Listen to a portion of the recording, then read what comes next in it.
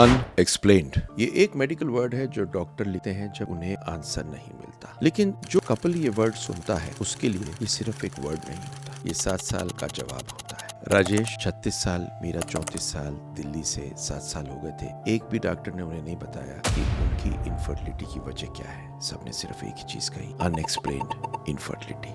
मैं डॉक्टर सुनील जिंदल हूँ, reproductive surgical specialist है। 30 साल से ये काम कर रहा हूँ और आज मैं आपको 7 साल की पूरी कहानी सुनाऊंगा। वो 3 चीज़ें जो 7 सालों में किसी ने नहीं ढूंढी थी वो ढूंढी, उनका प्रोटोकॉल जो 3 महीने का किया और वो जिसकी वजह से इनको बेबी हुआ। एक एक चीज़। अगर आप भी काफ़ी सालों से कोशिश कर रहे हैं और आप हर बार सिर्फ ये सोचते हैं कि सब नॉर्मल है फिर बेबी क्यों नहीं हो रहा, तो ये वीडियो बिल्कुल आपके लिए है।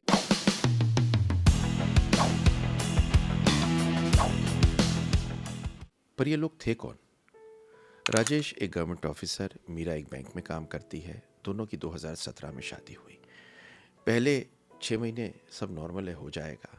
जब 6 महीने नहीं हुआ तो किसी ने कहा 1 साल तो कम से कम इंतज़ार कर लो, बेबी तो होता रहेगा, अभी थोड़ी मौज ले लो। मीरा ने अपनी माँ से कहा और माँ ने कहा तनाव मत ले, भगवान के घर में देर है अंधेर नहीं, जैसा हर घर में कहते हैं। 2 साल के बाद में पहली बार डॉक्टर के पास गए। डॉक्टर ने इन्वेस्टिगेशन की और कहा ट्राई कर लो, सब ठीक है। 3 साल बीत गए, 4 साल बीत गए, 5 साल बीत गए। राजेश ने मुझे बताया कि हर रात को उसे नींद नहीं आती थी और जब भी वो मीरा की तरफ देखता था तो उसकी आंखों में एक उम्मीद होती थी। त्योहार निकलते थे, किसी के घर में आसपास बच्चा होता था तो उसके बेबी शावर की इनविटेशन में कितना कष्ट होता था। और ऊपर से हर आदमी एक ही सवाल पूछता था, कब हो रहा है तुम्हारे बच्चा? ये बहुत लोगों ने आप में फील किया होगा। लेकिन 7 साल में वो एक कपल एक डेफिनेशन बन गया जिसका नाम था अनएक्सप्लेन्ड, जिनके बच्चे नहीं हो रहे। इस किस्म की स्टोरी में बहुत बार एक शब्द यूज होता है, बांझ, जिसको देख के हर आदमी कहता है इनके बच्चे नहीं हो रहे। और जिस इंसान ने इसे महसूस किया होता है उसकी असलियत सिर्फ वही जानता है। The 7 year timeline. देखिए, आने से पहले उनकी पूरी हिस्ट्री मैंने लिखी, 7 साल, एक एक बात। 2017 में इनकी शादी हुई, कोशिश शुरू हुई।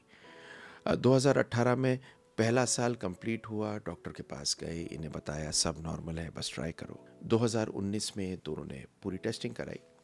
राजेश ने अपना सीमन एनालिसिस कराया, वो नॉर्मल निकला। मीरा के HSG नॉर्मल था, हॉर्मोन्स नॉर्मल थे। डायग्नोज हुआ अनएक्सप्लेन्ड इनफर्टिलिटी। 2020 में पहली बार इन्हें डॉक्टर ने बताया कि IUI करा लो, अनएक्सप्लेन्ड का ट्रीटमेंट है। तो इन्होंने IUI कराया, दूसरा IUI, तीसरा IUI और तीनों में प्रेगनेंसी नहीं हुई। 2021 में पहला IVF कराया, 3 एम्ब्रियो बने पर नेगेटिव रहा। शायद एम्ब्रियो क्वालिटी ठीक थी नहीं थी, डॉक्टर ने कहा अगली बार बेटर होगी। दूसरा IVF कराया, 2 एम्ब्रियो बने, फिर नेगेटिव आया। कभी कभी ऐसा होता है, कीप ट्राइंग। तो 2023 में जब कुछ नहीं हुआ, सिर्फ एक रोना और एक कष्ट हुआ, तो फिर 2024 में ये मेरे पास आए।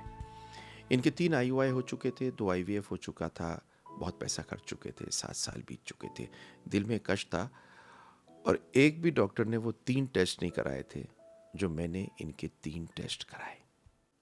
अनएक्सप्लेन्ड इज अ लाई।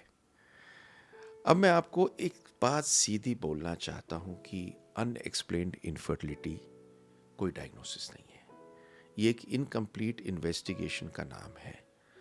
जब डॉक्टर कहते हैं अनएक्सप्लेन्ड इनफर्टिलिटी तो इसका मतलब ये नहीं है कि वजह नहीं है, इसका मतलब ये है कि नॉर्मल रूटीन टेस्ट में वो चीज़ नहीं मिली और गहरी ढूंढने की ज़रूरत है। जैसे कि अगर सीमन में DNA फ्रेगमेंटेशन है तो आपके नॉर्मल सीमन टेस्ट में नहीं आएगा, आपका काउंट नॉर्मल आएगा। ये DNA डैमेज सिर्फ ये टेस्ट बनाएगा। अगर आपका थायराइड सब क्लिनिकल है तो TSH का लेवल अगर आपका 3.5 है तो वो नॉर्मल लगेगा, लेकिन फर्टिलिटी के लिए 3.5 ज़्यादा है, ये सब क्लिनिकल थायराइड है। और अगर आपकी यूट्रस की लाइनिंग अल्ट्रासाउंड में भी ठीक आ रही है, हिस्ट्रोस्कोपी में क्या पता उसमें क्रॉनिक एंडोमेट्राइटिस मिले जिसको ठीक करने से बेबी हो। राजेश और मीरा के साथ ये तीनों चीज़ें मिस हुई। 7 सालों में 5 डॉक्टर्स ने अनएक्सप्लेन्ड लेबल करके ये नहीं बताया कि एक्चुअली प्रॉब्लम क्या है। गलती उनकी भी नहीं है, क्योंकि नॉर्मल रूटीन टेस्ट में ये नहीं मिलता, एंड नॉर्मल रूटीन टेस्ट में इसे अनएक्सप्लेन्ड ही बोलते हैं। अब मैं आपको बताऊंगा आगे कि हमने इनमें किया क्या। The protocol. तो सबसे पहले मीरा का थायराइड की बात करता हूँ। मीरा का थायराइड टेस्ट हुआ, हर डॉक्टर ने बोला था नॉर्मल था। इनकी वैल्यू TSH की 3.7। 3.7। अब स्टैंडर्ड लैब रेंज है 0.5 to 4.5, तो टेक्निकली 3.7 नॉर्मल होना चाहिए, लेकिन फर्टिलिटी के लिए 3.7 नॉर्मल नहीं है।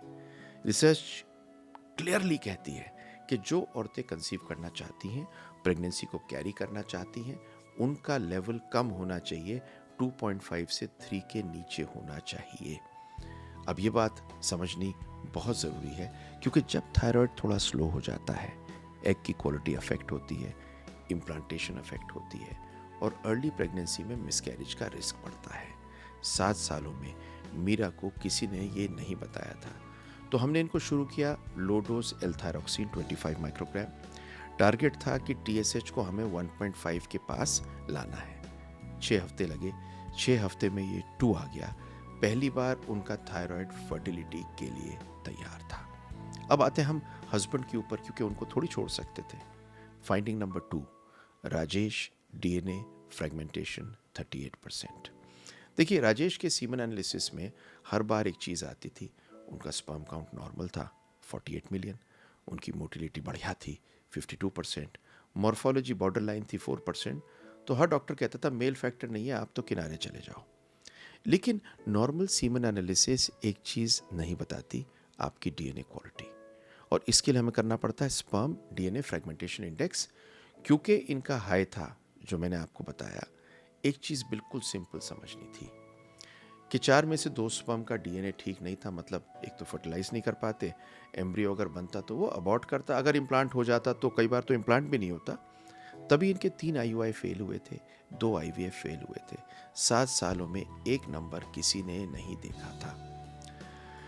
हमने इनको 90 दिन का स्पर्म रिपेयर प्रोटोकॉल दिया, जिसमें हम देते हैं 3 चीज़ें, L-कार्निटीन, कोएंजाइम Q10 और लाइकोपीन, और साथ में हम देते हैं इनको zinc and selenium, vitamin C and vitamin E के साथ। कुछ चीज़ें स्ट्रिक्टली हमें बताते हैं कि लैपटॉप को गोद पे नहीं रखना, और रोज़ 30 मिनट वॉक करनी है।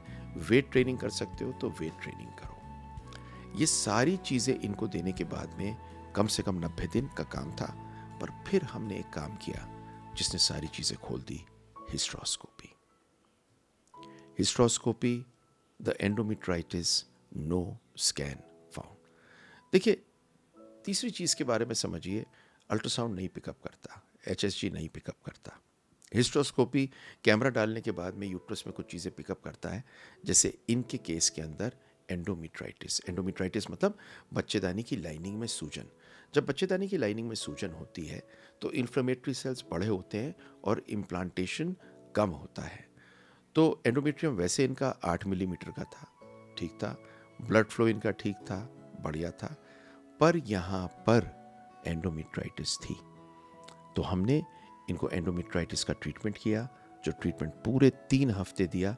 ट्यूबरकुलोसिस नहीं थी, ट्यूबरकुलोसिस होती तो ट्रीटमेंट थोड़ा लंबा पड़ता। ये हमने इनको पूरा का पूरा 3 चीज़ों का प्रोटोकॉल दिया। इस दौरान में इनको नॉर्मली ट्राई करने को कहा। 3 महीने तक ये ट्राई कर रहे थे, प्रेग्नेंट नहीं हुए। हमें लगा शायद कुछ करना पड़ेगा।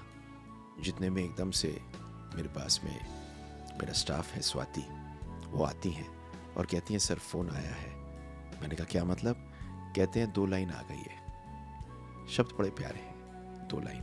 नेचुरली प्रेग्नेंट हो गई थी, 2 लाइन आ गई थी।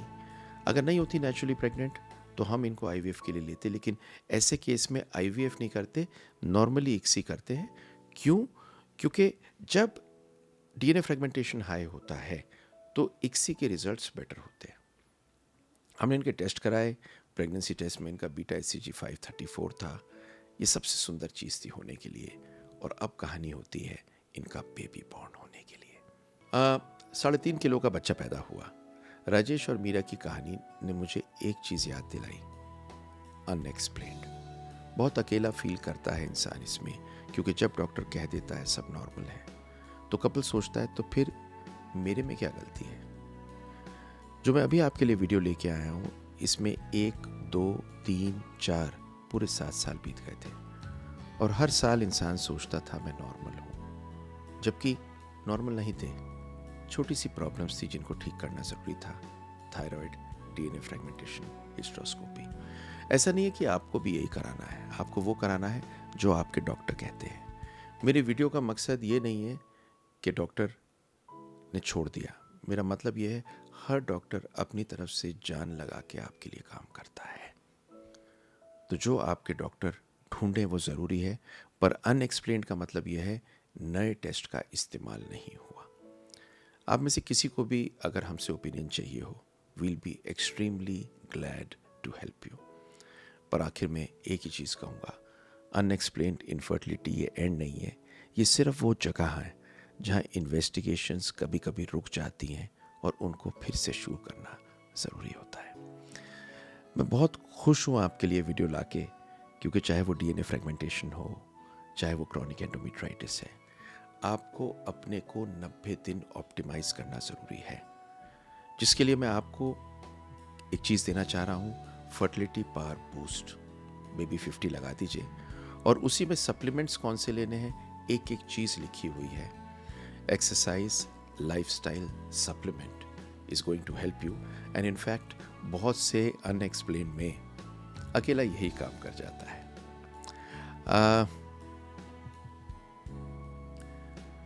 राजेश की कहानी आपके लिए लेके आया हूँ बिकॉज इन्होंने बहुत मेहनत की, 7 साल रुके और आज इनके बेबी हो गया। कमेंट सेक्शन में इनके लिए एक दिल दे दीजिए और न जाने कौन इंतज़ार कर रहा हो इस वीडियो का, उनके लिए लाइक, शेयर, सब्सक्राइब कर दीजिए। थैंक यू वेरी मच, क्योंकि सबसे ज़्यादा आनंद हमें आपको बेबी देने में आता है।